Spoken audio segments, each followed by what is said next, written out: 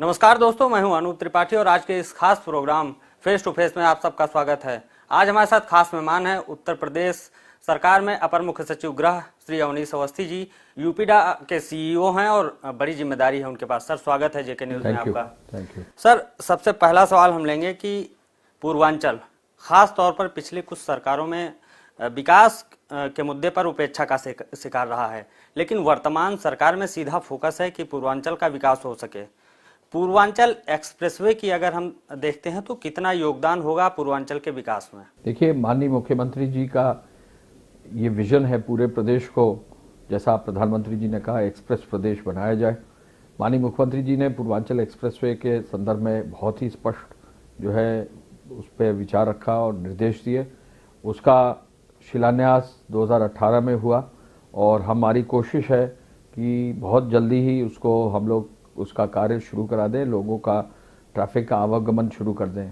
लगभग 70% से अधिक काम हो चुका है।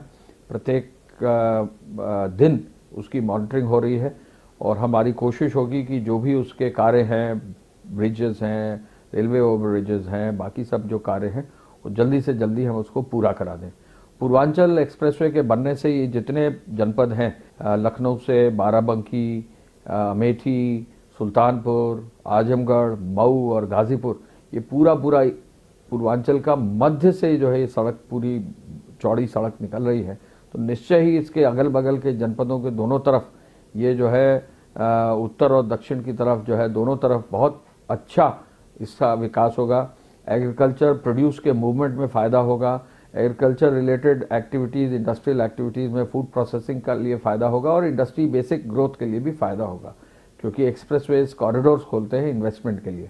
इस पूर्वांचल एक्सप्रेसवे से गोरखपुर से आजमगढ़ की एक लिंक एक्सप्रेसवे भी बन रही है, वो भी लगभग 3-3.5 हज़ार करोड़ की है। उसके बनने से गोरखपुर से आजमगढ़ और आजमगढ़ से लखनऊ की दूरी उतनी होगी जितना गोरखपुर, अयोध्या और लखनऊ की दूरी होगी। तो ये भी उसका एक पार्ट है जिसमें घाघरा पर 750 करोड़ से अधिक का बड़ा पुल बना है। तो ये पूर्वांचल के विकास के लिए बहुत मजबूत तो मैं क्या कहूँ, सबसे मजबूत कड़ी होगी। सबसे बड़ा प्रोजेक्ट प्रदेश का वर्तमान समय में है गंगा एक्सप्रेसवे के आने से पहले, तो निश्चय ही इसका बहुत फर्क पड़ेगा। सर, औद्योगिक विकास के अगर लिहाज से देखते हैं तो बुंदेलखंड अब तक पिछड़ा रहा, लेकिन अब वहां पर आप बुंदेलखंड एक्सप्रेसवे बनवा रहे हैं, बड़ी परियोजना है। माननीय मुख्यमंत्री जी पहली बार जब गए झांसी, तो उन्होंने वहीं से झांसी से ही डिक्लेयर किया कि बुंदेलखंड के विकास की लिए वो हर संभव जो है सरकार का प्रयास कराएंगे। वहीं उन्होंने डिक्लेयर किया मंच से कि बुंदेलखंड एक्सप्रेसवे बनेगी। ये बुंदेलखंड एक्सप्रेसवे चित्रकूट, जो हमारा पर्यटन का केंद्र है, सांस्कृतिक केंद्र है, चित्रकूट, बांदा, महोबा, हमीरपुर, जालौन, उसके बाद औरैया, इटावा होकर दिल्ली जाने का रास्ता वो क्लियर कर रही है। 4 लेन की ये एक्सप्रेसवे है। इसमें भी 30% काम अब हो गया है और इस एक्सप्रेसवे से चित्रकूट से दिल्ली लगभग 6-6.5 घंटे में पहुंचा जा सकेगा।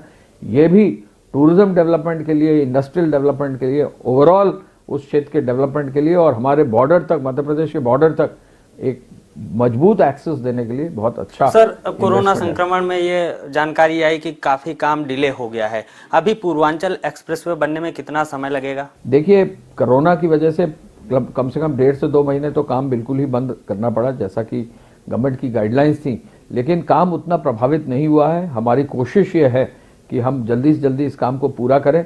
हम लोग कोशिश कर रहे हैं कि मार्च तक हम लोग पूर्वांचल के काम को पूरा कर लें।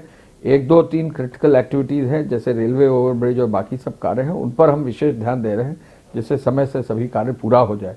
कोरोना में काल में भी, कोविड के काल में भी एक्सप्रेसवेज पर तेज़ी से काम हुआ है। जो वहाँ पर श्रमिक थे, कुशल श्रमिक थे, जो बाहर से लोग आए थे, उनको भी वहाँ पर शामिल किया गया है, संख्या बढ़ाई गई है।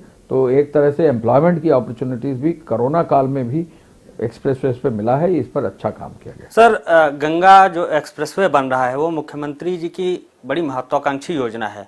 पर्यटन के लिहाज से कितना फायदा होगा यूपी को? देखिए, गंगा एक्सप्रेसवे का मुख्यमंत्री जी का जो ड्रीम प्रोजेक्ट है वो उन्होंने कुंभ में जो एक कैबिनेट अलग से हुई थी उसी में डिक्लेयर किया था और उनका मार्गदर्शन था और निर्देश था। तो अब बहुत जल्दी उस प्रोजेक्ट की मंजूरी कैबिनेट ने दी है। उस पूरी सड़क के जो 12 जनपद जाते हैं मेरठ से लेकर प्रयागराज तक, वहां तक का जो है पूरा लैंड एक्विजिशन का काम भी अब शुरू हो गया, पैसा भी सैंक्शन हो गया, तो बहुत बड़ा काम ये होगा। टूरिज्म की दृष्टि से तो खैर ये इस प्रकार से इम्पोर्टेंट है कि हरिद्वार को सीधे जो है प्रयागराज से कनेक्ट कर देगा।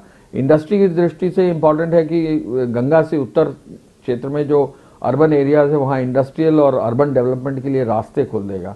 लेकिन ट्रांसपोर्ट की दृष्टि से ये जो है हमारा जो उत्तरी क्षेत्र है वेस्टर्न यूपी का, उस पूरे क्षेत्र के लिए एक निकास ईस्टर्न यूपी तक जाने के लिए ये बहुत बड़ा निकास होगा। और प्रयागराज से दिल्ली जाने का रास्ता एक अल्टरनेट रूट जो बनाएगा उसका बहुत फर्क पड़ेगा। और आने वाले समय में इस एक्सप्रेसवे से एक तरह से कहिए 12 जनपदों के लिए एक तरह से लाइफलाइन हो जाए। सर, गंगा किनारे बसे जो हजारों गांव थे, वहां के लोग जो गरीब थे, अब क्या उनका विकास होगा जब ये गंगा एक्सप्रेसवे तैयार हो जाए? जो मैंने आपसे कहा कि मुख्यमंत्री जी ने निर्देशित किया है कि इस एक्सप्रेसवे के लॉन्ग इंडस्ट्रियल एरियाज चिन्हित किए जाए। इंडस्ट्री एरियाज के साथ साथ अर्बनाइजेशन और अर्बन डेवलपमेंट का भी काम होना चाहिए, तो उस पर भी प्रक्रिया शुरू हो गई है। जिला मजिस्ट्रेटों से रिपोर्ट्स मांगी गई। सर, तमाम देश और विदेश के लोग उत्तर प्रदेश में निवेश करने के लिए आ रहे हैं, तो जो ये एक्सप्रेसवे बन रहे हैं वहां पर बाहर के लोग अच्छा निवेश कर सकें, उसके लिए भी क्या कुछ खास प्लान? देखिए, एक्सप्रेसवे जो गंगा एक्सप्रेसवे है उसमें भी हम लोगों ने माननीय मुख्यमंत्री जी और कैबिनेट की अनुमति से यूआई निकाला है। तो कुछ काफ़ी एजेंसीज ऐसी हैं, कुछ फॉरेन कंपनीज भी हैं जो अब इंटरेस्ट दिखा रही हैं। इस प्रक्रिया को हम लोगों ने शुरू किया है और जो एक्सप्रेशन ऑफ इंटरेस्ट पर रिस्पॉन्स आया है वो इनकरेजिंग है, लेकिन आगे चलकर इसको आगे मटेरियलाइज करने में भी और हमको कार्य करना है। औद्योगिक विकास के लिए सर आगे की क्या प्लानिंग है? देखिए, औद्योगिक विकास के लिए विशेष रूप से यूपीडा द्वारा डिफेंस कॉरिडोर का काम किया जा रहा है। 6 नोड्स जैसा कि प्रधानमंत्री जी ने डिक्लेयर किया था, उसमें से एक नोड ऐसा है अलीगढ़। जितनी जमीन थी हमारी सब सैचुरेट हो गई, हमने सब अलॉटमेंट भी कर दिया, 18 कंपनीज को अलॉटमेंट कर दिया। हमारी कोशिश है कि जनवरी माह में उनको कब्जा मौके पर देकर वहाँ काम शुरू कर दिया। इसके बाद कानपुर की नोड पर काम शुरू हो गया है, चित्रकूट झांसी की नोड पर जमीन हमने ले ली है और साथ ही साथ लखनऊ में जमीन हम ले रहे हैं और आगरा में जमीन ले रहे हैं।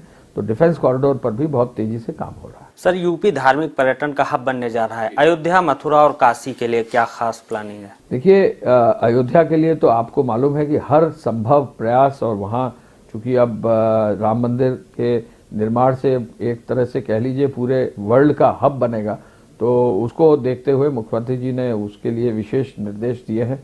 हम गृह विभाग से वहाँ के विशेष सिक्योरिटी का पूरा प्लान बना रहे हैं और अयोध्या में टूरिज्म डेवलपमेंट में पहले भी काफ़ी काम हुआ है। दीपोत्सव और जो नए नए कार्यक्रम वहाँ हुए हैं उनका तो हिस्टोरिक इम्पैक्ट हुआ है। तो अयोध्या के लिए तो हर संभव प्रयास किया जा रहा है और एक पूरा वर्ल्ड व्यू बनाया जा रहा है कि उसको आगे कैसे मॉडर्न एज में और आगे बढ़ा सकें, इस पर काम हो रहा है। सर, एक्सप्रेसवे के किनारे औद्योगिक पार्क क्या पीपीपी मॉडल पर डेवलप होंगे? क्या ये योजना है? एक्सप्रेसवे के किनारे औद्योगिक पार्क के संदर्भ में उद्योग विभाग के अधीन ये आएंगे और इसमें हर मॉडल को यूज किया जाएगा। जैसा भी इंटरेस्ट निवेशक दिखाएंगे उस इंटरेस्ट के अनुरूप जो है इस काम को किया जाएगा। सर, जैसे आगरा एक्सप्रेसवे पहले बना था, उसमें वहां पर सैन्य विमान उतारे गए थे। अब ये जो 3 बड़े एक्सप्रेसवे बन रहे हैं वर्तमान सरकार में, तो इनमें इस दृष्टि से कितना महत्वपूर्ण होगा? देखिए, जहां तक पूर्वांचल एक्सप्रेसवे उसकी एयर स्ट्रिप बन गई है, वो भी 3-3.25 किलोमीटर की है, कूड़ेभार अम्बेडकर नगर में है और उसमें बहुत जल्दी ही विमान उस पर लैंड किए जा सकते हैं। गंगा एक्सप्रेसवे में शाहजहांपुर में एयर स्ट्रिप प्रपोज की जा रही है। तो ये जो बड़े एक्सप्रेसवेज हैं इन पर हम लोग विमान उतारने की तैयारी कर रहे हैं। ये विमान उतारने का कारण ये है कि जो हमारा एयरफोर्स है उसके लिए एक ऑप्शन रहेगा कि कभी नेचुरल कैलामिटी में या डिफेंस के पर्पसेस से कभी कभी ज़रूरत पड़ी तो एक्सप्रेसवे एक ऐसा मजबूत आधार देंगे जहां इमरजेंसी सिचुएशन में उनका एयर स्ट्रिप्स का उपयोग किया जा सकता है। सर, कोरोना संक्रमण के बाद रोजगार एक बड़ा मसला लगातार बना हुआ है। हालांकि सरकार अब तक करीब 4 लाख रोजगार दे चुकी है।